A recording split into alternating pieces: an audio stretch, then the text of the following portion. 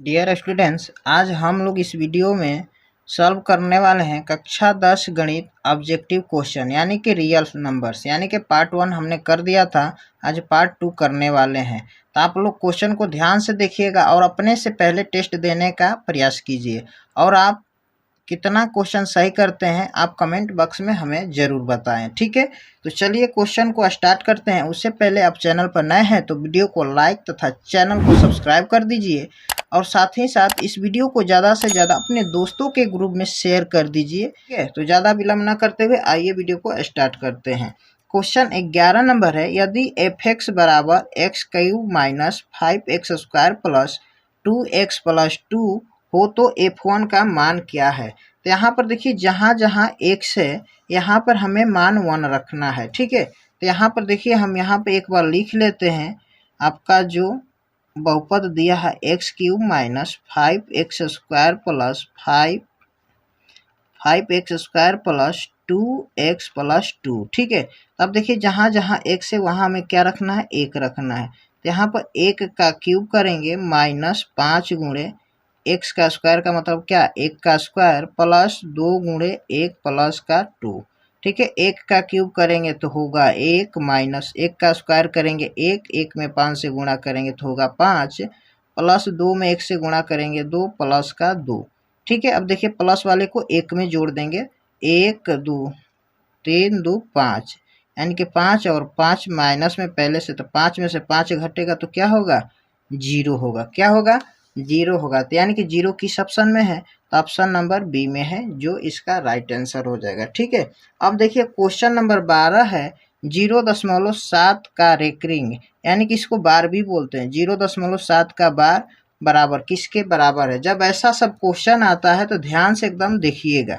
यहाँ पे देखिए 0.7 के ऊपर बार रहता है तो हम क्या करते हैं, ऊपर वाला अंक ज्यों का त्यों लिखते हैं, ठीक है। और जितना अंक पे ऊपर बार रहता है उसके बदले में हम उतना ही 9 रखते हैं। यानी कि 1 अंक पे बार रहेगा तो उसके बटा में 1 9 रखेंगे, और 2 अंक पे बार रहेगा तो 2 9 रखेंगे, ठीक है। तो यहाँ से इसका क्वेश्चन का आंसर हो जाएगा 7/9, ठीक है। क्या, 7/9। तो देखिए किस ऑप्शन में है, तो ऑप्शन ए में है 7/9, ठीक है। उम्मीद करते हैं कि क्वेश्चन आपको समझ में आ रहा होगा। ऐसा ही क्वेश्चन हुबहू आपके बोर्ड एग्जाम में देखने को मिलता है, ठीक है। इसलिए इसे ध्यान से देखिएगा क्वेश्चन को, ठीक है। अब प्रश्न संख्या 13 है, 8 के पावर 0 गुणे 2 के पावर 0 किसके बराबर होता है। एक फार्मूला हम लोगों ने पढ़ा है, a के पावर 0 बराबर होता है 1। यानी कि किसी भी संख्या का जब पावर 0 हो जाता है तो उसका मान किसके बराबर हो जाता है, 1 के बराबर हो जाता है। देखिए 8 के पावर 0 का मतलब क्या, इसका मान 1 गुणे 2 के पावर 0 का मतलब इसका भी मान 1 हो जाएगा, ठीक है। और 1 में गुणा करेंगे तो क्या निकल कर आएगा, 1 आएगा। तो देखिए 1 किस ऑप्शन में है, तो 1 आपका है ऑप्शन नंबर बी में। इसका राइट आंसर हो जाएगा ऑप्शन नंबर बी, ठीक है। अब देखिए प्रश्न संख्या 14 है, क्या है क्वेश्चन, यदि a और b अभाज्य संख्याएं है तो a और b का लसा होगा, ठीक है। a और b क्या है, एक अभाज्य संख्या है, ठीक है। यहाँ पर देखिए ये लेटर में दिया हुआ है इसलिए आपको समझने में थोड़ा दिक्कत होगी, इसलिए आइए हम क्या करते हैं, एक उदाहरण के तौर पर संख्या लेकर समझते हैं। मान लीजिए कि अभाज्य संख्या, एक अभाज्य संख्या 2 होता है, एक अभाज्य संख्या 3 होता है, ठीक है। जब हम 2 और 3 का हम एलसीएम लेंगे तो क्या करते हैं, 2 और 3 का एलसीएम लेंगे तो ये गुणा कर देंगे आपस में, 2 2 से कटेगा, 3 3 से कटेगा, तो यहाँ पर क्या हो जाएगा, 2 3 6, ठीक है। तो उसी तरह यहाँ पर a और b जो है अभाज्य संख्या है। क्या है, a और b क्या है, अभाज्य संख्या। तो इसका हम एलसीएम निकालेंगे, ये क्या करेंगे, a अलग कैटेगरी है और b क्या है, अलग कैटेगरी है। तो a और b को गुणा कर देंगे तो क्या होगा, ab हो जाएगा। यानी कि इसका एलसीएम निकल कर आएगा ab। तो देखिए ab किस ऑप्शन में है, ab ऑप्शन नंबर सी में है। तो यानी कि ab संख्याएं का लसा कितना होगा, ab होगा, ठीक है। उसके बाद VVI क्वेश्चन है 15 नंबर, 2 10 20 के लसा और मसा का अनुपात कितना होगा, ठीक है जी, कितना होगा। इसे ध्यान से देखिएगा, ऐसा क्वेश्चन एक जरूर रहता है एग्जाम में तो इसलिए स्किप ना करते हुए देखिए ध्यान से। तो सबसे पहले हम इसका लसा निकालेंगे 2, 10 और 20 का। ठीक है, तो यहाँ पर देखिए 2, 10 और 20 का क्या करेंगे, लसापा लेंगे। तो यहाँ पर देखिए 2 से ले जाएंगे भाग, तो 2 एकम 2, 2 5 10, 2 दहा पर 20। ठीक है, फिर 2 से ले जाएंगे 1 5, 2 5 10। अब 5 से ले जाएंगे तो 1 एकम 1, 5 एकम 5, यहाँ पर क्या हो जाएगा 5 एकम 5। ठीक है, अब इसका फैक्टर को गुणा करेंगे, 2 गुणे 2 गुणे 5, तो क्या निकल कर आया, 2 दूनी के 4, 4 5 20, यानी कि एलसीएम निकल कर आया 20 आ गया। ठीक है, अब क्या निकालेंगे, मसा पूछा है तो मसा भी निकालेंगे हम। ठीक है जी, तो मसा निकालेंगे यानी कि 2, 10 और 20 का मसा निकालेंगे। तो हम क्या करते हैं, सबसे छोटी संख्या से भाग देते हैं सबसे बड़ी संख्या में। ठीक है, भाग विधि से हम बता रहे हैं आपको। तो कब बार में जाएगा, 2 दहा पर 20, कट जाएगा पूरा पूरा। तो फिर 2 से भाग देंगे जो बची हुई संख्या है, यानी कि 10 बचा हुआ है तो इसमें हम भाग देंगे, तो 2 5 10। तो यहाँ से हमारा एचसीएफ क्या निकल कर आया, यानी कि मसा निकल कर आया 2। ठीक है जी, यानी कि एलसीएम आया 20 और एचसीएफ आया 2। तो यहाँ पे लसा और मसा का अनुपात बोला है, तो लसा और मसा देखिए एलसीएम एंड एचसीएफ जिसको इंग्लिश में बोलते हैं। तो एलसीएम का मान कितना है 20 अनुपात एचसीएफ का मान कितना है 2। तब देखिए यहाँ पे 2 से कटा दिए, 2 एकम 2, 2 दहा पर 20, यहाँ पर निकल कर आएगा 10:1 आएगा। तब देखिए 10:1 किस ऑप्शन में है, तो ये ऑप्शन नंबर बी में है। ठीक है, तो ये इसका राइट आंसर होगा। इसका एक अपोजिट भी है 1:10, तो यहाँ पे उल्टा कीजिएगा, जो पहले दिया होता है उसे पहले रखेंगे और जो अंतिम में दिया उसे अंतिम में रखते हैं। ठीक है, नहीं तो गलत हो जाएगा आपका क्वेश्चन। ठीक है, अब देखिए क्वेश्चन नंबर 16 है, 2 लगातार संख्याओं का मसा क्या होता है।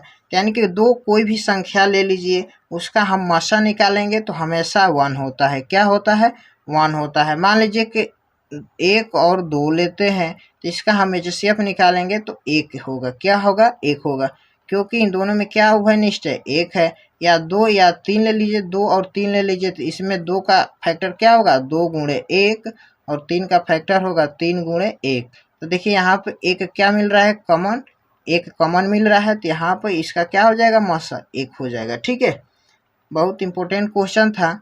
अब देखिए प्रश्न संख्या 17 है, 0.3 का बार का परिमेय रूप में लघुत्तम रूप क्या होगा। लघुत्तम मतलब सबसे छोटा से छोटा रूप क्या होगा। जैसे कि ऐसा हम क्वेश्चन अभी ऊपर में बताया था आपको 12 नंबर क्वेश्चन में। ठीक है, तो ध्यान से देखिए, इसे भी उसी तरह करेंगे। 0.3 का बार है। ठीक है, तो यहाँ पर देखिए हमने क्या बोला था, जो संख्या ऊपर आता है उसे ऊपर रखेंगे और जितनी संख्या के ऊपर बार रहता है उसके बदले में 9 रखते हैं। तो यानी कि एक संख्या के ऊपर बार है तो एक संख्या नीचे लिखेंगे 9, 2 संख्या के ऊपर बार आता है तो डबल 9 नीचे लिखते। ठीक है, यहाँ पे एक ही 9 लिखेंगे। और यहाँ पे बोला है लघुत्तम रूप क्या होगा। लघुत्तम मतलब छोटा, इसे हम कटाएंगे। देखिए 3 एकम 3, 3 तिया 9, तो यानी कि 1/3 इसका राइट आंसर होगा। क्या होगा, 1/3। देखिए 1/3 किस में है, ऑप्शन नंबर डी में है। और यहाँ पे 3/9 भी है, आप लोग 3/9 मार देते हो तो ये गलत हो जाता है, इसका आंसर गलत हो जाता है। क्यों, क्योंकि क्वेश्चन में लघुत्तम रूप पूछा है। तो लघुत्तम मतलब छोटा से छोटा, यानी कि सरलतम रूप। तो सरलतम रूप क्या है, 1/3 है। अब इससे कोई ये छोटा नहीं हो सकता है। ठीक है, अब चलिए चलते हैं नेक्स्ट क्वेश्चन की तरफ। ध्यान से देखिएगा, क्वेश्चन है 18 नंबर, 7 + 3√2 है। ए में परिमेय संख्या, ऑप्शन बी अपरिमेय संख्या, ऑप्शन सी भिन्न संख्या, ऑप्शन डी पूर्णांक संख्या। हमने बताया था अपरिमेय संख्या वैसी संख्या जो होती है जो p/q के रूप में ना होती है और वो रूट में से कभी बाहर नहीं निकलती है। तो यहाँ पर देखिए इसमें रूट लगा हुआ है, √2, तो ये √2 बाहर नहीं निकलेगा।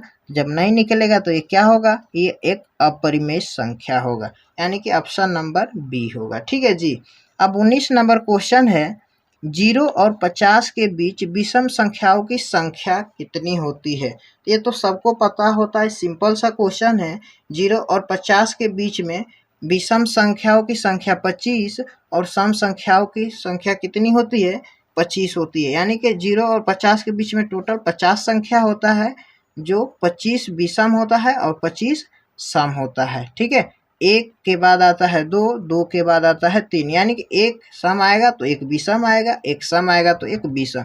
यानी कि 50 में हम 2 से भाग भी दे देंगे तो ये पूरा 25 आ जाएगा। ठीक है, तो यानी कि 0 और 50 के बीच में 25 सम संख्या होती है और 25 विषम संख्या होती है। उम्मीद करते हैं कि आपको समझ में आ रहा होगा। ठीक है, अब देखिए लास्ट क्वेश्चन आज का है प्रश्न संख्या 20। सबसे छोटी अभाज्य संख्या और सबसे छोटी भाज्य संख्या का गुणनफल क्या होगा। तो सबसे पहले हम देखेंगे सबसे छोटी अभाज्य संख्या क्या होती है। तो सबसे छोटी अभाज्य संख्या जो होती है 2 होती है। ठीक है, और सबसे छोटी भाज्य संख्या क्या होती है, सबसे छोटी भाज्य संख्या होती है 4। ठीक है, क्या होती है, 4। तो अब देखिए इन दोनों का गुणनफल पूछ रहा है तो गुणा करेंगे, 2 गुणे 4 बराबर कितना निकल कर आएगा, 8। तो 8 देखिए किस ऑप्शन में है, तो 8 ऑप्शन सी में है। तो इसलिए इस क्वेश्चन का राइट आंसर ऑप्शन सी होगा। ठीक है, अभाज्य संख्या किसे कहते हैं, अभाज्य संख्या वैसी संख्या होता है जिसका गुणनखंड 1 और स्वयं हो। ठीक है, यानी कि वैसी संख्या जो 1 और स्वयं से कटती है उसे अभाज्य संख्या कहते हैं। और भाज्य संख्या किसे कहते हैं, भाज्य संख्या 1 से कटती है, स्वयं से करते हैं और किसी अन्य संख्या से भी कटती है, वैसी सब संख्या को हम भाज्य संख्या कहते हैं। तो सबसे छोटी अभाज्य संख्या हो गया 2 और सबसे छोटी भाज्य संख्या क्या हो गई, 4। इन दोनों का गुणा कर दिए तो 8 आ गया।